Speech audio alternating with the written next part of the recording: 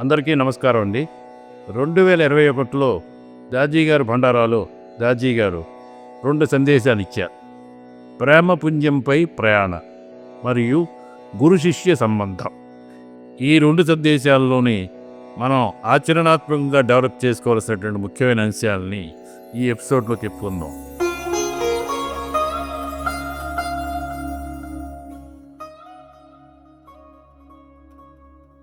దాజీ ఇలా అన్నారు: బాబూజీ గారు తన వద్దకు వచ్చిన వారినందరినీ, ఏ వయసు వారైనా, ఏ నేపథ్యం నుండి వచ్చిన వారైనా ఎటువంటి వివక్షత లేకుండా స్వాగతించేవారు.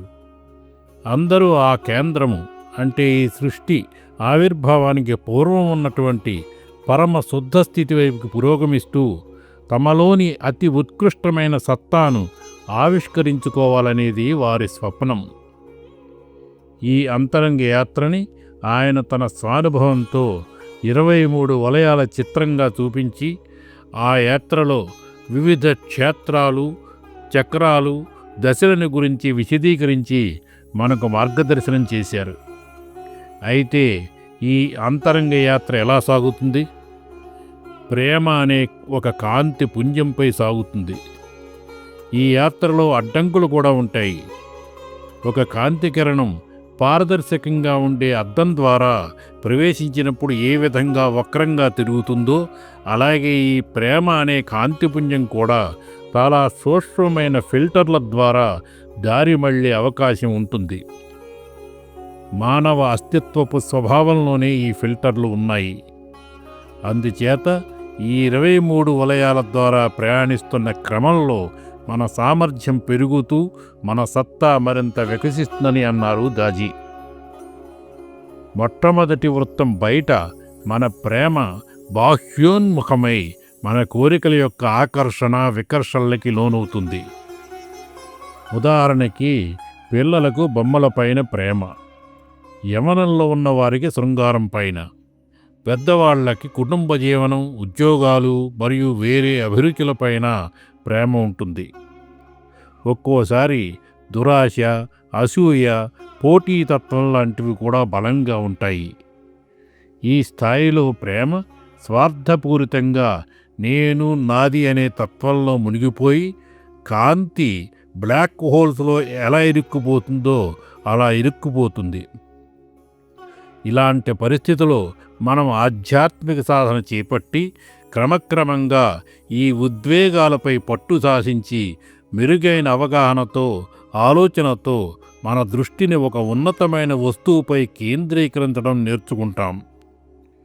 ఒకవైపు మన కుటుంబం పట్ల, మన పని పట్ల ప్రేమను కొనసాగిస్తూనే మరొక వైపు ఒక ఉన్నత స్థాయి యొక్క ఎరుకను కూడా పెంపొందించుకుంటాము. 5 వలయాలతో ఉన్న హృదయ క్షేత్రంలో ఒక్కొక్క కూడలిలో ఒక్కొక్క ఫిల్టర్ ఎదురవుతుంది. కోరికలతో ప్రారంభమయ్యే ఫిల్టర్లపై పట్టు సాధించడంతో మనలో క్రమక్రమంగా పరివర్తన జరుగుతుంది. మన అనుభవంలోకి వచ్చే ఫిల్టర్లన్నీ మనకు తెలిసినవే. ఉదాహరణకి, భార్యాభర్తల బంధంలో ఒకరికొకరు బందీలుగా ఉంటారు. కొన్ని వందల జంటల్లో 3-4 జంటలు నిజమైన ప్రేమను కలిగి ఉంటారు. చాలా వరకు ఇరువురు కూడా తమ స్వాధీనంలోనే మరొకరు ఉండాలని పరస్పరం ప్రయత్నిస్తూ ఉంటారు. మిగిలిన ఫిల్టర్లలో మతపరమైన నమ్మకాలు, రాజకీయ భావాలు లాంటివి ఉంటాయి. వాటికి భిన్నమైన నమ్మకాలు, భావాలు ఉన్నవారి పట్ల దురభిమానం ఏర్పరచుకుంటారు. ఇవిగాక ఎవరికి వారు న్యాయమని, ధర్మమని తమ తమ స్వంత సిద్ధాంతాలను ఏర్పరచుకుని వాటిని గట్టిగా పట్టుకుని ఉంటారు. ఆ సిద్ధాంతాలు గొప్పవే కావచ్చు, కానీ మరీ పిడివాదం ప్రదర్శించడంతో క్షమించరాని పరిస్థితులు ఏర్పడి వారిలో వక్రతలు ఏర్పడతాయి. వారు తమ సిద్ధాంతాలకి భిన్నంగా ఉన్నారనే కారణంతో జనాన్ని ద్వేషిస్తూ ఉంటారు.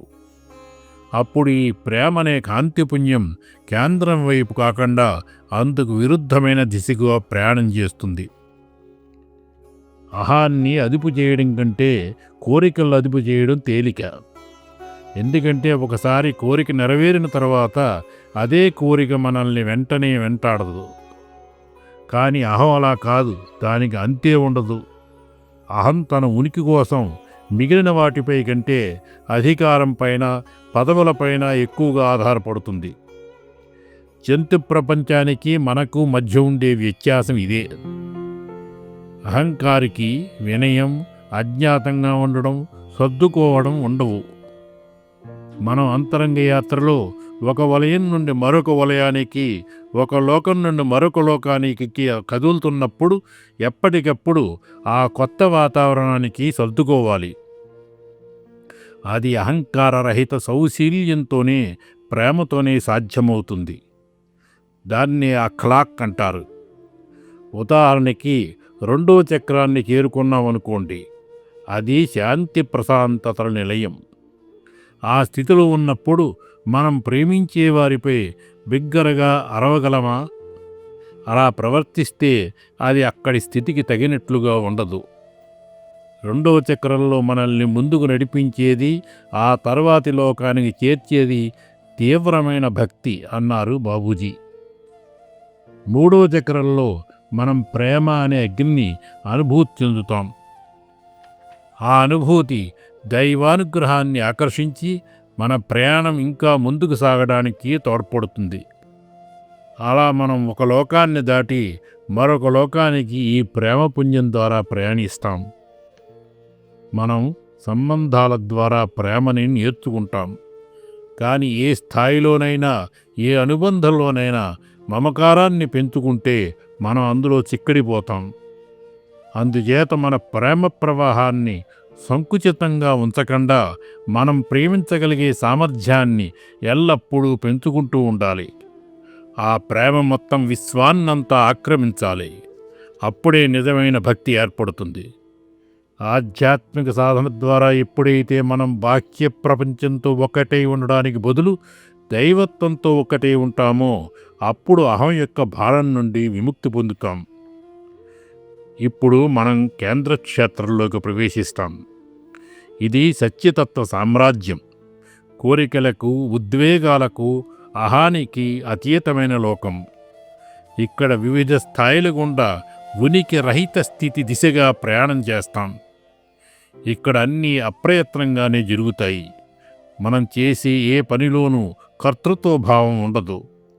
ఆ తర్వాతి దశలో ఈ ఆటోమేటిజం కూడా అదృశ్యమైపోతుంది.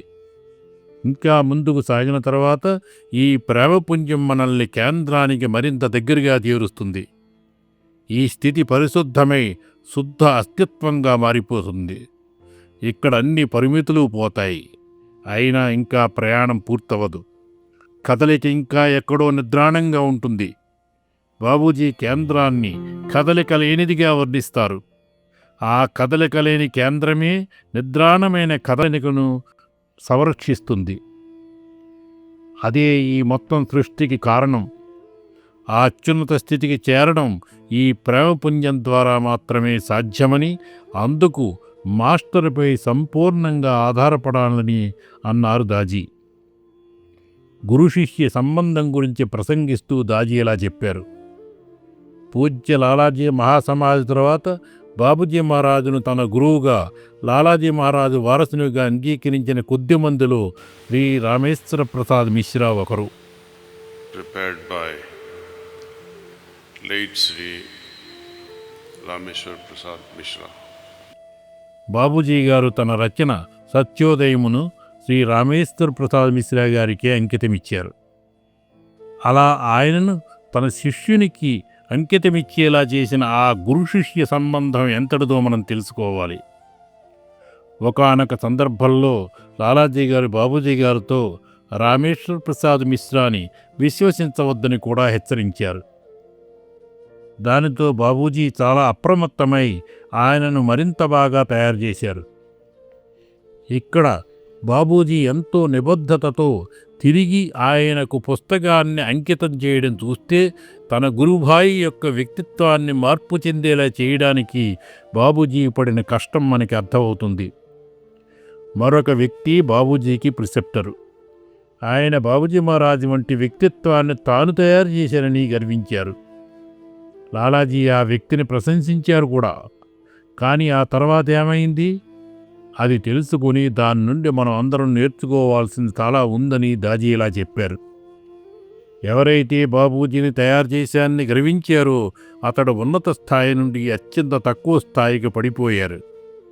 మరియు ఎవరైతే ఉన్నత స్థాయికి చేరలేరని అనుకున్నారో వారు అత్యున్నత స్థాయికి చేరుకున్నారు. అందుచేత సమర్పిత హృదయమే, శరణాగతి పొందిన హృదయమే విజయం సాధిస్తుందని, అందుచేత మీకు కేంద్రానికి అడ్డంకిగా ఉన్న పొరలను గుర్తించండని, ఒకసారి అది కనుక చేయడం పూర్తయితే ఇక మీ యాత్ర విజయవంతంగా ముగిసినట్లేనని అన్నారు దాజీ. 2022లో దాజీ గారి బండారాలో దాజీ గారు ఇచ్చినటువంటి సందేశం గురించి నెక్స్ట్ ఎపిసోడ్లో చెప్పుకుందాం. అందరికీ ధన్యవాదాలు.